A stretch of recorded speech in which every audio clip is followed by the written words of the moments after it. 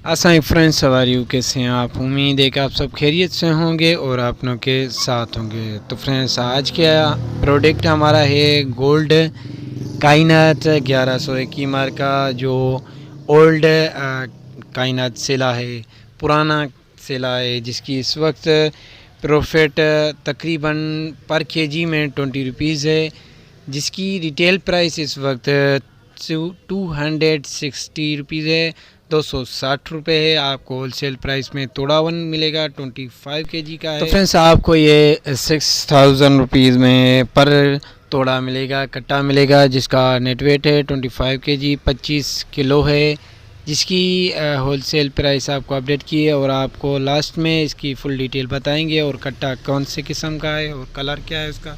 तो फ्रेंड्स, हम फाइनली पहुंच गए हैं। इस कट्टे की फुल रिव्यू करके आपको दिखा रहे हैं। ये कट्टा है जिसका यही शेव है। तो फ्रेंड्स, मज़ीद वीडियो देखने के लिए हमारे चैनल का विज़िट कीजिए और डेली प्राइस अपडेट के लिए लाइक और सब्सक्राइब करें और बेल आइकन